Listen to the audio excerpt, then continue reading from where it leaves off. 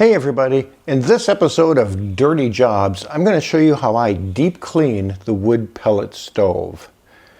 I don't do this process every time I empty the ash catch tray, but a few times per season I do this in order to keep the stove running at maximum efficiency, put off the most heat, and keep the stove reliable. And this is a process that I learned after I had a problem with the stove. This is also a process that I think if you were to call a stove technician out to resolve a poor burning stove, might be one of the first things that they do. The first year that we had our wood stove, and I wasn't an expert on wood stoves, the stove worked great for the first half or 3/4 of the heating season. I would burn 3, maybe 4 bags of pellets through the stove, and by that point I needed to dump out the ash catch tray. And so I would brush out the inside of the stove and clean up all the little crevices. I'd go after it with a shop vac and get into all those tight little spaces, and I would do a thorough cleaning of the interior of the stove. It looked almost showroom clean. And then I'd throw some more pellets in and relight the stove and continue on. And that worked great for much of the heating season. But about half to 3/4 of the way through the heating season, I noticed that the stove just wasn't burning quite as vigorously as it originally was.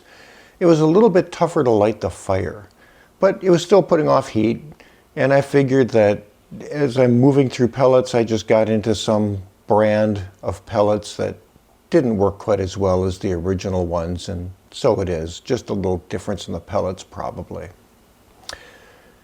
But then we started having problems with the wood stove, which is I'd come down and I'd see that the stove stopped burning. The stove was cold and the fire was out, but there were still pellets in the hopper, and the stove had stopped and it had thrown up an error condition on the control panel with a blinking light telling me that there's a vacuum error.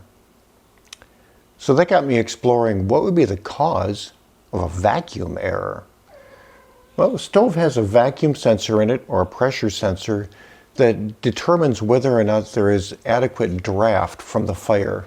When the fire burns, it causes airflow to move through the stove, and that is sensed by the vacuum sensor so that the stove electronics know that the fire is burning.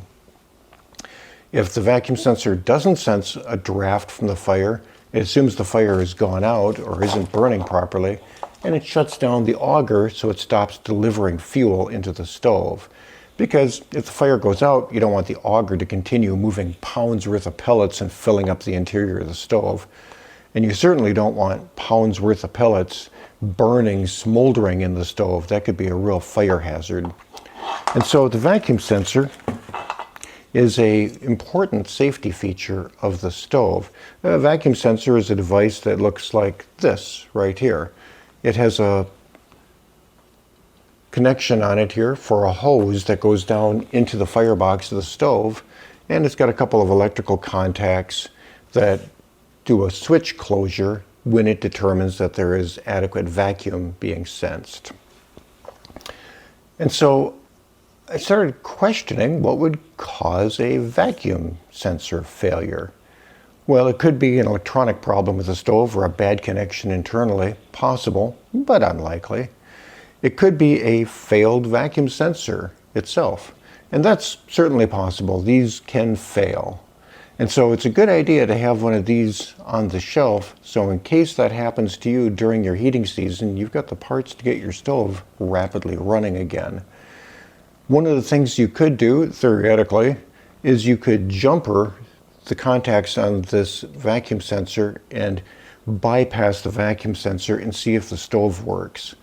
But since this is an important safety feature, I would not advise running the stove without a vacuum sensor. I certainly wouldn't leave it unattended.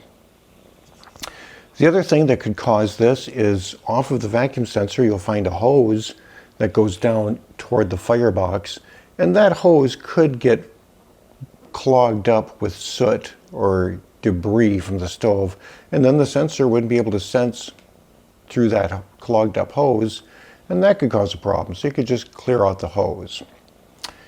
The other thing that could cause a vacuum sensor to trip out and shut the stove down is poor vacuum. poor vacuum inside of the fire chamber, and that could be caused by a gasket problem around the door of the stove. And so if that gasket doesn't make a good seal, you can't get proper airflow through the stove, and that could cause a problem. So, like having a vacuum sensor on your shelf of stove maintenance parts, I'd also advise having some door seal material. It's high temperature door seal and high temperature adhesive that holds it on. And you need to get the proper diameter, the proper sized door gasket material for your particular stove. So I think that's a good part to have on hand. The way you could check to see if your door seal is in good condition is to open up the stove door.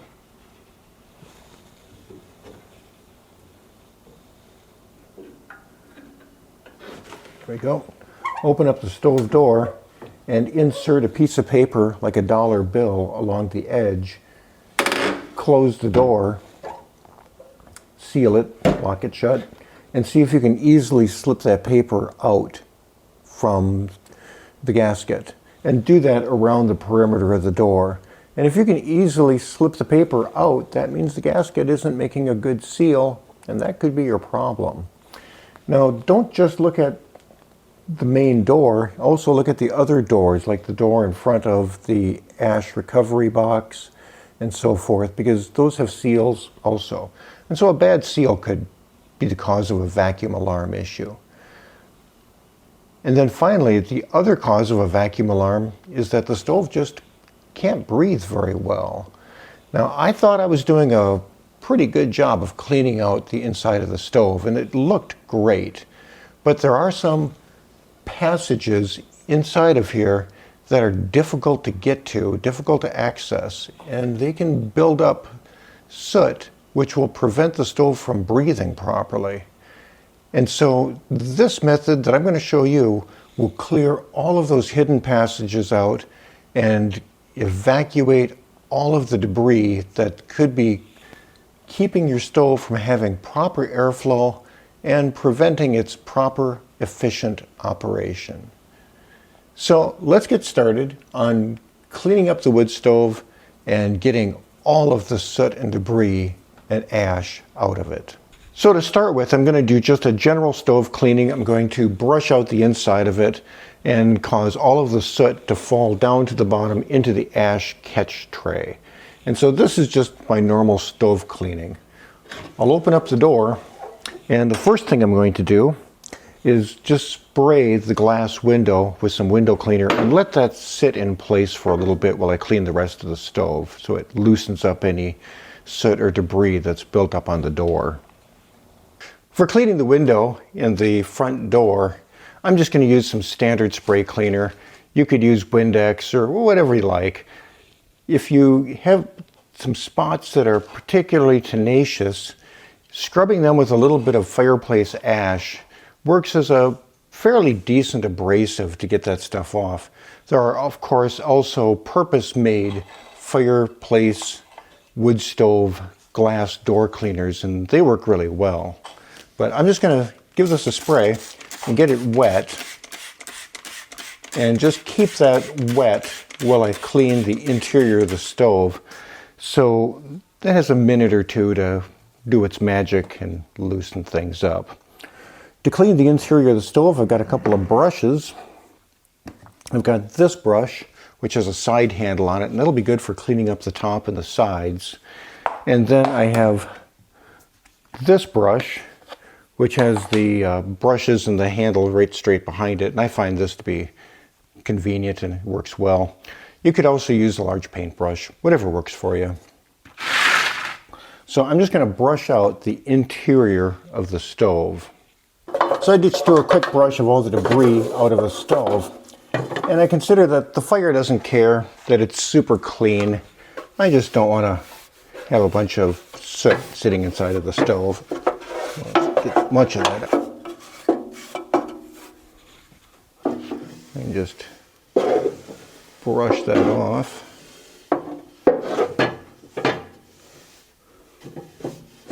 Quite a bit collects at the top, so I'll just get that stuff out.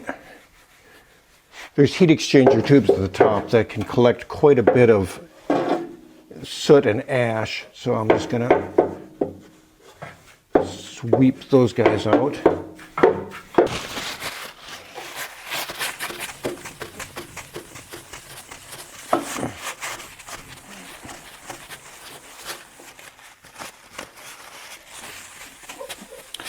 And like I mentioned, if you've got some spots on the glass that don't want to come clean, you can give them a scrub with some of the fireplace ash. And that's a pretty good mild abrasive that helps get that stuff off. If your fire is burning hot and well, it tends not to dirty up the door as much as if the fire is burning low and not completely, totally combusting. Good enough. Okay, so I've just quickly swept out the interior of the stove, wiped off the glass window, and all of the soot and ash that was on the interior of the stove has now fallen down to the bottom into the ash catch tray.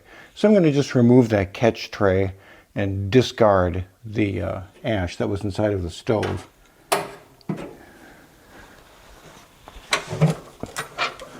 So open that up.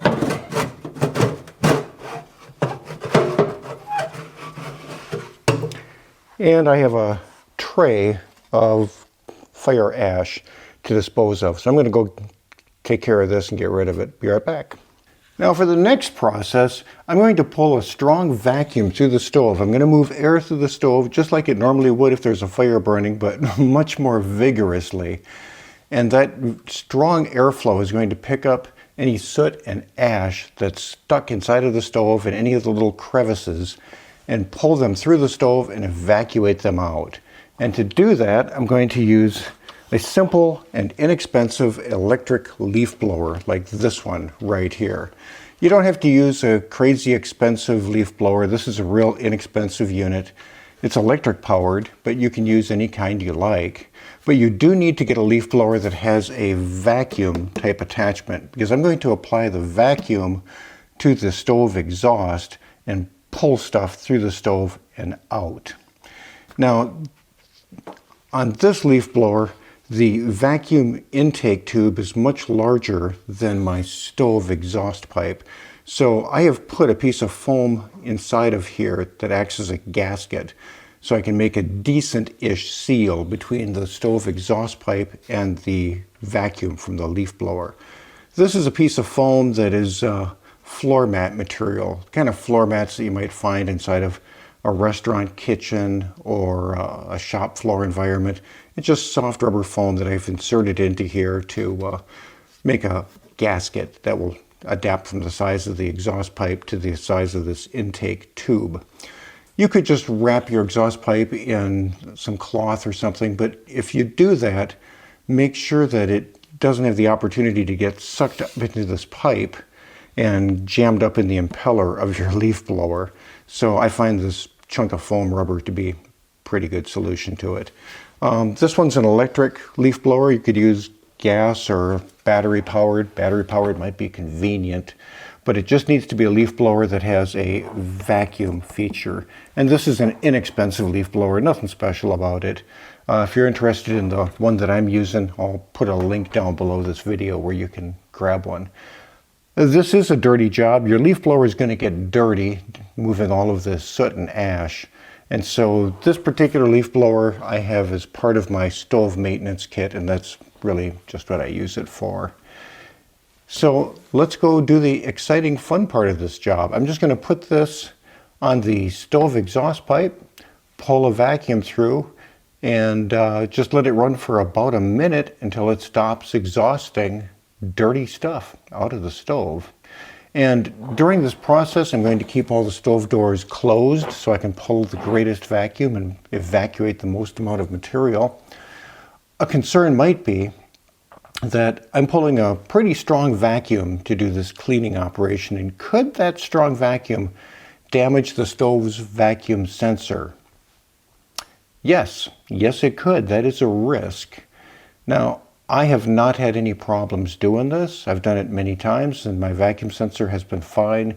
Many people in the stove forums do this process and they don't have problems, but there is a possibility that you could damage the vacuum sensor by pulling such a strong vacuum on the stove. So be aware of that possibility. And like I say, it's probably a good idea to have an extra vacuum sensor on the shelf just in case you do have a vacuum sensor failure, either from being too rigorous with your cleaning or just from having a vacuum sensor failure.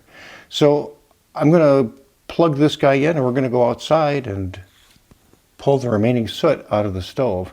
Now you saw that I had already swept out the interior of the stove pretty thoroughly, so there's not much more soot and debris on the inside. We'll see how much comes out of those hidden crevices and out of the exhaust pipe when I put this on and fire it up. This process will only take a minute for me to fire up the leaf blower and suck all of the soot and debris out of the interior of the stove. It's a good idea to do this on a day that's not super windy, but just a little breezy, to have the breeze move all of the debris away from you. Expect to get just a little tiny bit dirty when doing this. So I've got the leaf blower and I've got them plugged in, and I'm going to just gently put the vacuum side of this against the exhaust pipe of our wood pellet stove.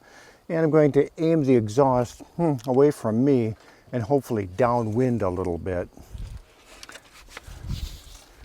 So I just gently get these guys lined up and on there. You pull this out just a little bit. Now you don't have to get a perfect seal, but you want it to be able to pull a decent vacuum. And do that. Stand away from the exhaust. Let it go.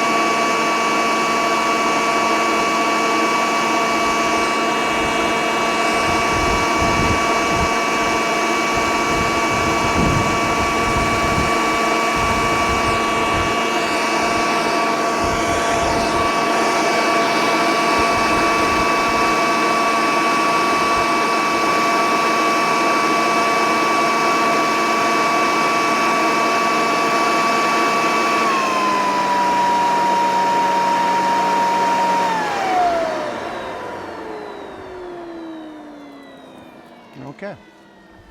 So all of that soot and ash and debris was still inside the stove even after I had pretty thoroughly brushed it out. So as you can see, it collects quite a bit in those interior crevices. And now the stove is completely cleared out with all of the internal passages cleared of all of that soot and debris. So the stove will be able to breathe well and burn efficiently. Like I say, if you're interested in picking up a leaf blower, I'll put a link down below to the one that I'm using, but it doesn't need to be an expensive or fancy leaf blower. This is a real inexpensive electric unit that works great for me. So friends, that's how Bailey and I keep our wood stove operating at its peak efficiency and prevent any of those dreaded vacuum alarm error messages that shut the stove down. As you can see, there's quite a bit of soot and debris that's caught in those little internal crevices in the stoves that it's hard to get to without a process like this. And once again, I do caution you that vacuuming out your stove with the leaf blower does have a small risk of damaging your vacuum sensor, but I've never experienced that, and I know many people who have done this process, and I don't know any who have damaged a vacuum sensor, but it is a possibility. So if you're heating with wood, I wish you a warm and wonderful winter season with great reliable heat. And there's just nothing like heating the house with wood. It's organic and it's natural and it just feels good to me. So I hope you enjoyed the video. If you did, I would appreciate it if you take a quick second and reach down there and click that thumbs up to let YouTube and me know that you did. And if you like the content on the channel, please consider subscribing, and if you do subscribe, try to hit that bell icon so that you're notified when new videos become available. Thanks for tuning in. I'll catch you soon on another upcoming episode.